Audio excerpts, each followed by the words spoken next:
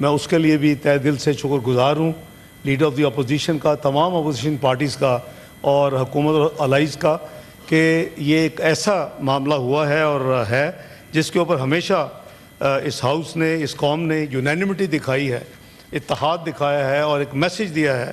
اسی اسپرٹ کے ساتھ آج ہاؤس میں آنے سے پہلے بلکہ کل سے ہماری انگیجمنٹ تھی، لیکن فائنل ایک یونینیمس ریزولوشن جو ہے وہ تیار کیا گیا ہے۔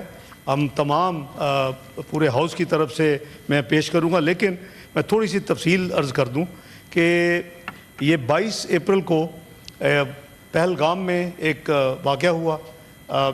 وزیر اعظم آفیشیل وزٹ پہ اب پہنچے ہی تھے انقرہ، میں بھی ان کے ساتھ تھا، تو ہم نے پھر آبویسلی ایکٹیو کانٹیکٹ رکھا وزارت خارجہ سے، اور ساری دنیا آبویسلی فوکس ادھر تھا، اور ہم نے بھی اکارڈنگلی صبح اگلے مارننگ کو رات 3 بجے ہم نے فائنل کی، اور صبح فارن آفس کی طرف سے ہم نے پھر ایک اسٹیٹمنٹ جاری کی، اور ہاؤس کی انفارمیشن کے لیے میں پڑھ دیتا ہوں اور میں ریکارڈ پہ بھی رکھ دیتا ہوں۔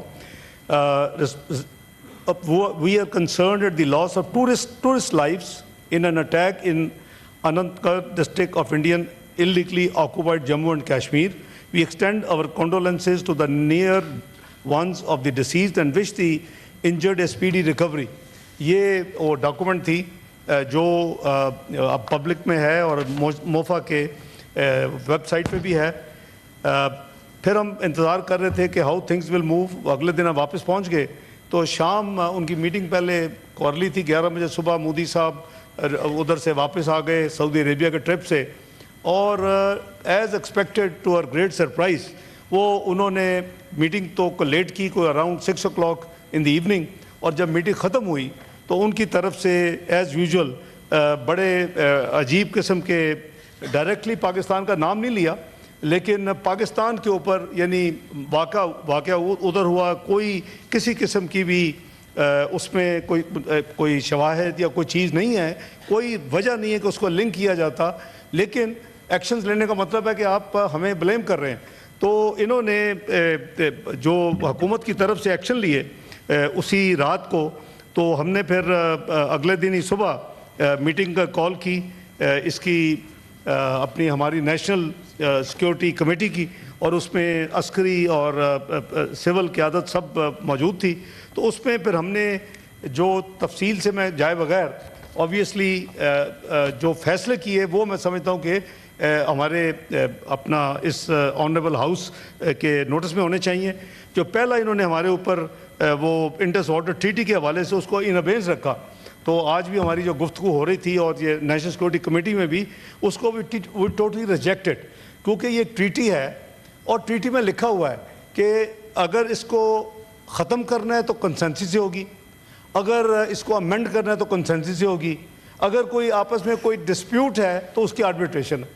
ورلڈ بینک اس میں انوالو ہے شروع سے، تو یہ کوئی 2-3 سال سے انڈیا کی طرف سے اس انڈس واٹر ٹریٹی کے حوالے سے یعنی خط و خطابت ہو رہی ہے۔ وہ ایک سیپریٹ چیپٹر ہے، اگلی بھی شاید مئی کی 8 تاریخ ہے کوئی جو رسپانس جانی ہے۔ تو یہ انہوں نے اس موقع کو پہلا جو وار کیا ہمارے اوپر، تو وہ اس انڈس واٹر ٹریٹی کو ڈکلیئر کیا، اس کو ان ابینس کر رہے ہیں۔ یہ پاکستان کی 24 کروڑ عوام کی لائف لائن ہے پانی، اور اب تو پریڈکشن یہ ہو رہی ہے کہ فیوچر کی جنگیں شاید پانی پہ ہوں گی، تو یہ تو افورڈ ہی نہیں کر سکتے کہ اب جو انڈس واٹر ٹریٹی جو ہے اس کے اوپر بحث کیے بغیر، یہ شاید میری انفارمیشن کے مطابق ایک ایسی واٹر کے اوپر ایسی ٹریٹی ہے جس پہ صرف پانی کی ڈسٹریبیوشن کے نہیں ہے، بلکہ پاکستان نے اپنے یعنی 2 دریا چھوڑ دیے، یعنی یہ دس از دا بگیسٹ اس کا جو کہہ لیں کہ نیگیٹیوٹی اس ٹریٹی میں ایز اے پاکستانی کے حوالے سے میں سمجھتا ہوں وہ یہ تھی۔ بہرحال اب وہ دہائیوں پہلے ہوئی ہے، ایک دونوں کنٹریز اس کو آنر کر رہے ہیں، اور آپ کو یاد ہوگا کہ جب یہ نیلم جیل بنا اس کی مین بیک گراؤنڈ یہی تھی کہ انڈیا نے اپر ریپیرین ہونے کے حوالے سے جو واٹر ریزروائر جو کہ دونوں کو میوچل کانسرٹ سے بنا جائے انہوں نے شروع کر دیا، اور پھر پاکستان میں بھی ہم نے نیلم جیلم کو شروع کرنا پڑا اس وقت۔ یہ شاید واحد پروجیکٹ ہے جو इतनी जल्दी में शुरू किया गया कि PC1 भी प्रोसेस अभी मुकम्मल नहीं हुआ। तो इज द हिस्ट्री। सो मैं अर्ज करूँ कि इस पे यूनानिमिटी के साथ नेशनल सिक्योरिटी कमेटी ने कहा कि इसको किसी कीमत पे भी ये एक्सेप्टेबल नहीं है, ये लाइफ लाइन है और ये virtually it tent amount to declaring war.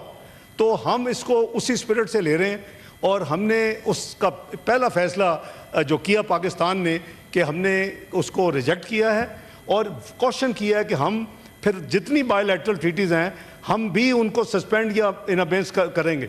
और इसमें हमने स्पेशली इस ट्रीटी की तरह जो मैंने दरियाओं का जिक्र किया, शिमला का भी एक मुआहदा है, तो हम कई इश्यूज़ के ऊपर बाउंड हैं bilateral, we can't go to multilateral forum. तो उसके भी इसमें ये फैसला नंबर 1 था जी। दूसरा जो इन्होंने अपना फैसला किया वो ये वाघा की अटारी अपना बंद किया।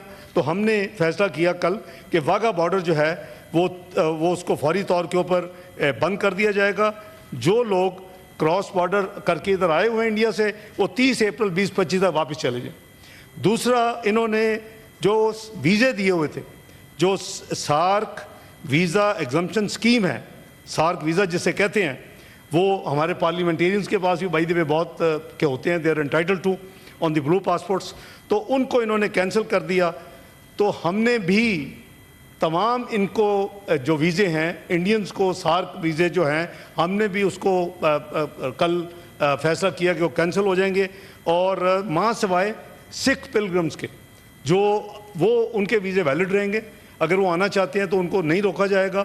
तो उसके लिए ऑब्वियसली करतारपुर का एक उनका जो मेन वहाँ है जगह, वो मिनिस्टर ये बताएं कि जो वाघा बॉर्डर के थ्रू आते थे उनका क्या? वो नहीं आ सके। Wagah border has been closed, तो क्योंकि उन्होंने अटारी बंद कर दिया, हमने वाघा, तो दैट स्टैंड्स क्लोज। और वो आगे आएगा जी पॉइंट। तो उसमें ये हमारा फैसला था और इसलिए उनको 48 घंटे दिए गए हैं अदर दैन सिख पिलग्रिम। मैं क्लैरिफाई कर रहा हूँ कि वो तमाम लोग जो सार्क वीज़े के ऊपर इस वक्त पाकिस्तान में मौजूद हैं इंडियंस, वो 48 घंटे के अंदर पाकिस्तान से निकल जाएँ। तीसरा, इन्होंने हमारे जो डिफेंस, नेवल और एयर अटैचीज़ होते हैं, एडवाइजर्स होते हैं, जो हमारी एक कोर टीम होती है आर्म फोर्सेस की नुमाइंदगी करते हुए, उनको इन्होंने पर्सोना नॉन ग्रेटा डिक्लेयर किया और उनको इन्होंने कहा जी कि ये 1 मई तक निकल जाएं।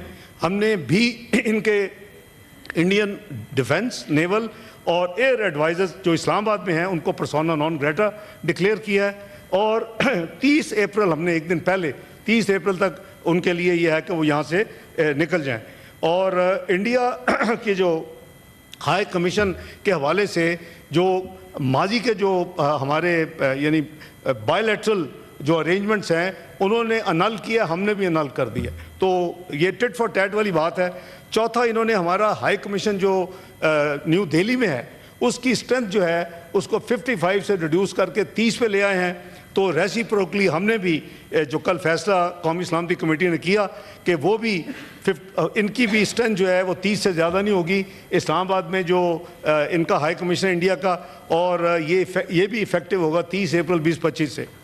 चौथा, जो ये वो चीज़ें हैं जो वर्चुअली रेसिप्रोकल हैं।